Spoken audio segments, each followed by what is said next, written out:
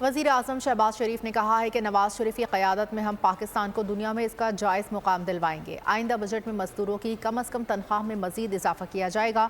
لاہور میں اپنی رہائشگاہ پر مزدوروں کے احساس میں دہرانے سے خطاب میں ان کا کہنا تھا کہ یہ کہیں نہیں لکھا کہ مزدور کا بیٹا مزدور ہی بنے گا۔ میرے والد کا تعلق بھی مزدور طبقے سے تھا۔ محنت کش ہمارے ملک کا سرمایہ ہیں، ان کے بچوں کی تعلیم اور صحت کو یقینی بنانے کے لیے میکینزم ترتیب دیا جائے گا۔ لکھا کہیں نہ اسلام میں اس کی اجازت ہے کہ مزدور کا بیٹا ہمیشہ مزدور رہے گا اور امیر کا بیٹا ہمیشہ امیر رہے گا۔ یہ نہ اسلام ہے نہ پاکستان بننے کا یہ مقصد تھا۔ یہاں پر ہر ایک کو پورا حق ہے کہ وہ اپنی محنت دیانت کے بل بوتے پر معاشرے میں اپنا جائز مقام حاصل کرے۔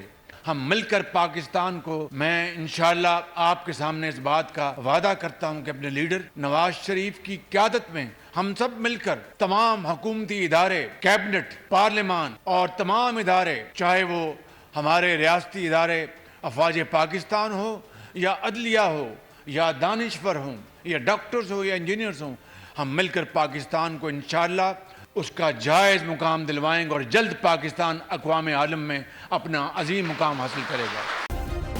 سبسکرائب کریں اور بیل دبائیں تاکہ کوئی خبر رہ نہ جائے۔